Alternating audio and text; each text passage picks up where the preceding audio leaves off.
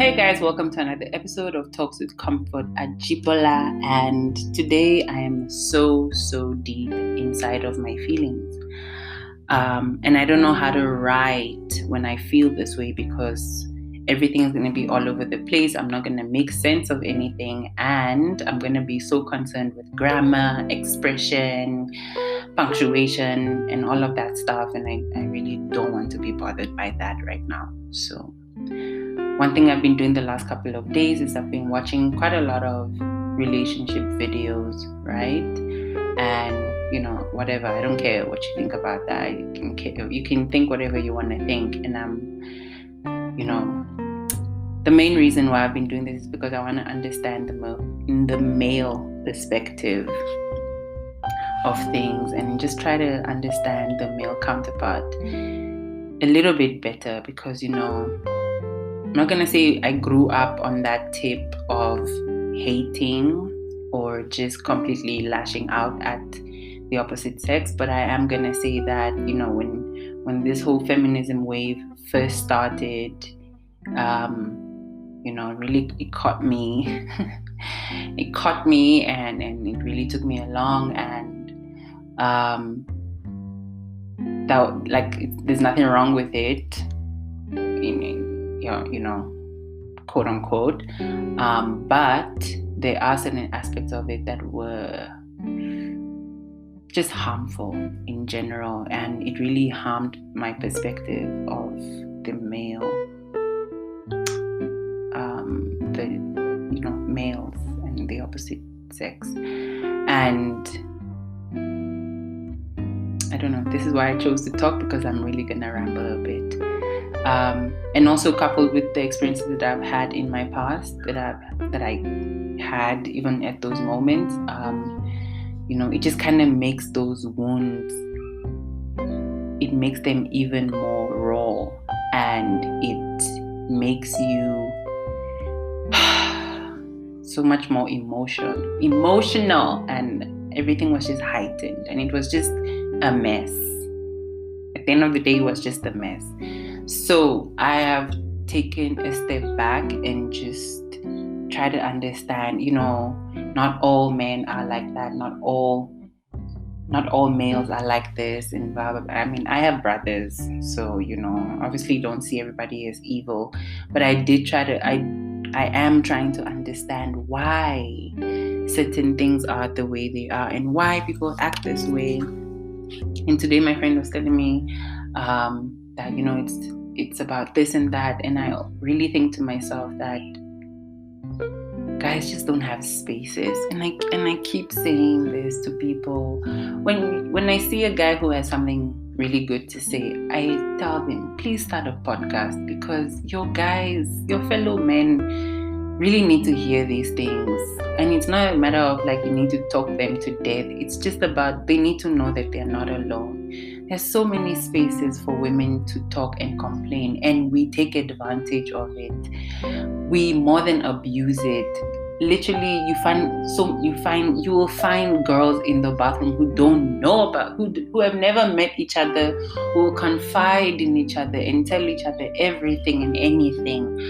And those kind of spaces exist not only because we created it, but it just is. It's kind of like an automatic for us, and that's great, because women are also going through a lot, but also guys are going through so much. And I don't know how or when I became so sympathetic, but honestly, I'm just here for the progression of humanity, and I'm just here for human beings being great. So there's that too. I'm even more than men and women, I'm even more passionate about children and how children are treated and all of those kind of things.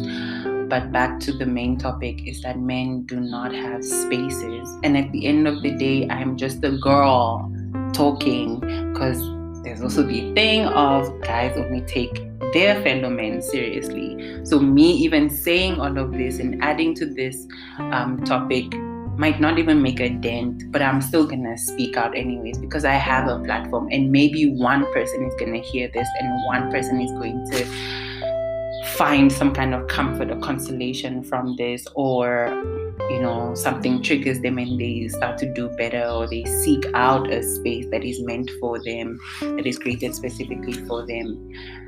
And that's really it. I think about growing up, how I was always being corrected, right? Always being corrected. Like the example I just used now with my friend is that if you as a girl steal a sweet, for example, a 50-cent sweet, there are so many people around you already to tell you, don't do that, it's wrong, you might get some kind of punishment, you might get some kind of consequence for that, or you're not gonna watch TV for a week, or this and that. There's so many things already. Everybody runs already to correct, and not just to correct you for the sake of correcting you, but because they want you to protect your value. As a girl, you're born with that value.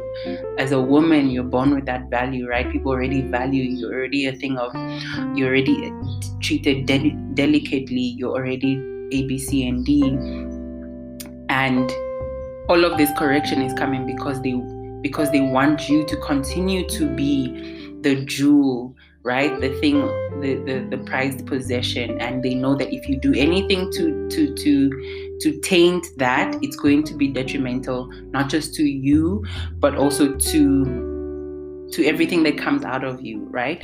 And that's kind of the idea that I'm going with today, that women, we have so many spaces to open our hearts and just pour. We have so many spaces to be reckless and to be, destructive or whatever it is. And we will find love, we will find comfort, we will find hugs, we will find, oh my gosh, oh, she's so cute, even though she's setting the house on fire, isn't she so cute? She is so cute. Yeah, you shouldn't disturb. Just let her do that. Just let her set the house on fire. It's okay, because she's still so cute. Just look at her. And there's a lot of that for us, and it comes in all the different ways that you can imagine. Just think about your life. Every time people have tried to correct you, every time people have tried to tell you that this is wrong or whatever, you may have thought, oh yeah, it's definitely because they don't want me to live my best life, or to just do what I want. But it's also because as a society, as a community, we have to help you keep that value and maintain that value, right? But for guys, it feels so opposite. Like, you're supposed to know. You're supposed to have it. It's supposed to come as common sense to you. It's supposed to be something that you have automatically. And that's not the case, because he's also just a human being. Just like the girl is, he's also learning through his actions and mistakes. I feel like after a while, the responsibility is like, oh, okay, if you can read and write, then you're good, then you can sort yourself out. There's no guidance, there's no mentorship, there's no, that close friend, that person who's going to keep you accountable. And yes, women can do that, but more importantly, men also need to be able to step up and do that and mold these boys into men, because that is really such an important thing to do. And also let them be able to mess up, going back to the example of stealing a sweet. When you steal a 50-cent sweet and you do something wrong, yes, there's a lot of people who need to come around you and not give you that harsh punishment, like you are supposed to know, you're not supposed to do this thing, but give you that correction with love, with empathy, and with, in Yoruba they say, like, you correct a child with your left hand, but you hug them and you embrace them with your right. There is none of that for the guys. It's always just the left hand of strict corporal punishment or consequences for your action. But we shouldn't wait until the boy robs a bank before we know that there's a problem, or before he kills somebody before we know that there's a problem. We should be in tune with what is happening from day one, and we should create a space where they can come and just have that space to be reckless a little bit and find correction and find loving correction. I think about that Jubilee video that I watched, where they had this whole thing of, do all men think the same?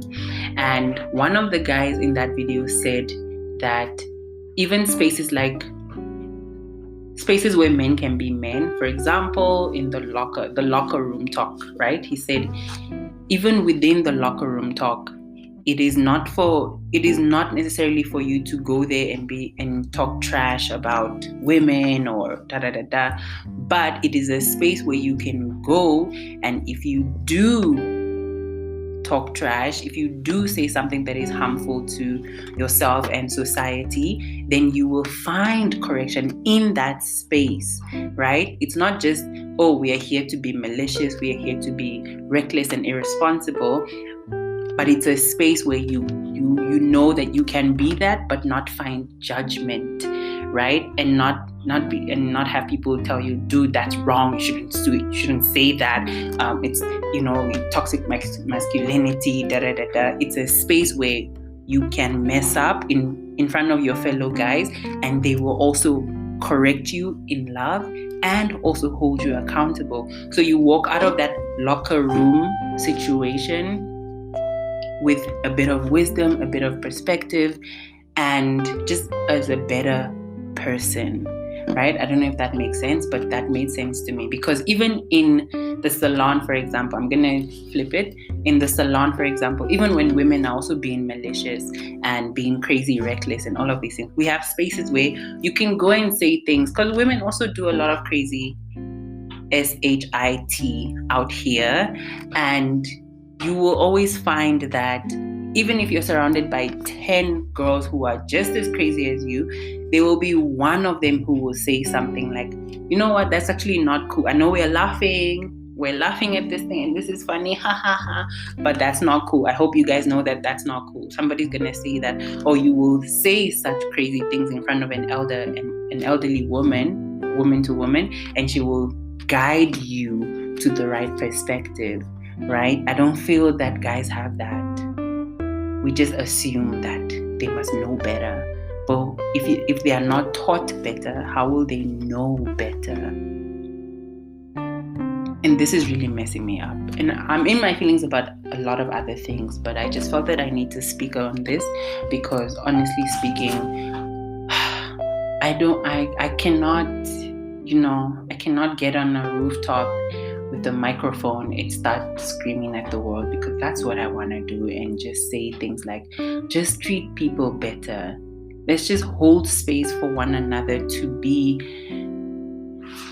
I want to be able to be vulnerable, because that's also the thing, right? Like human beings, we have both good and bad intentions, or we have good and bad tendencies, let me say.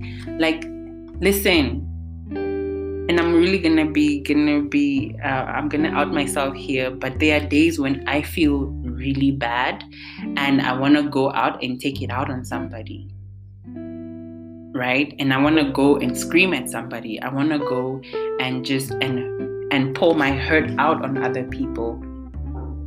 But what do? I choose to do better. I choose to be better, not because I don't want to harm that person, but because I know that I need to choose to do the right thing, because it's the right thing. That's it. And it feels like, it just feels like a lot. It just feels like a lot. And knowing that you have those kind of tendencies in you, who says the next person doesn't have that as well, right? They are also human just like you. So I think it's just about giving each other grace, giving each other spaces. And I'm not saying now you should create a space where people can say anything in front of you, do anything in front of you, all in the name of you're going to correct them. But let them know that they can definitely be vulnerable with you. They will find loving correction with you. And they're setting, you still have to set your boundaries because this is the life that we live. And if you also don't protect yourself well enough, then people will take advantage of that as well. So trying to find a balance is also really key here. I just needed to get this off my chest. And again, I have brothers, and I really wish, and I hope, and I pray, that, they can find safe spaces around me. They can find safe spaces within the family, within their friend groups, and they can find safe spaces with their mentors or whoever it is that they look up to. Because it is so important, because hurt people. And now we are just all bleeding on each other, and it's just chaos, and it's a mess, and it's violent. But yeah, that is today's topic that I wanted to speak about. And I really do hope that somebody finds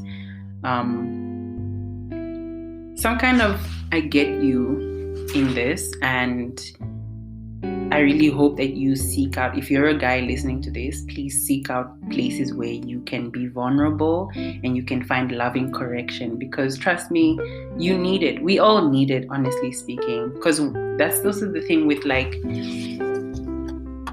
bad behaviors, right? Today you steal a sweet, you get away with it. Tomorrow you steal a whole bread. The next week you're stealing a car, and then after that, it progresses from there. And it's because there was no loving correction to stop you from the first one or the second one, to help you mold your perspective, to help you mold that moral moral, or that moral muscle, that this is wrong and you probably shouldn't have done that. And it just keeps escalating from there until now the guy is at a place where he's not able to deal with his anger, and he lashes out and shoots somebody because he feels that he needs to exercise his power to the maximum extent. And like we always say, there are signs. The signs are always there. From a young child, I work with children, and I see the beginning of anger issues right from early childhood, because the signs are always there. And it's the smallest things. They plant the seeds, and those seeds continue to grow and grow for a lifetime. And now we are sitting with a 30-year-old who has major anger issues, and we're sitting in therapy, and you're trying to unpack, you're trying to unlearn, you're trying to deconstruct so much that has been constructed over the years. Yeah. All right, guys. Thank you so much for taking the time to listen. This is Talks with Comfort Ajibola, and please do let me know what your thoughts are in the comment section. You can find me on all social media platforms, Comfort Ajibola, COMFORT AJIBOLA, and I will see you in the next one. Bye.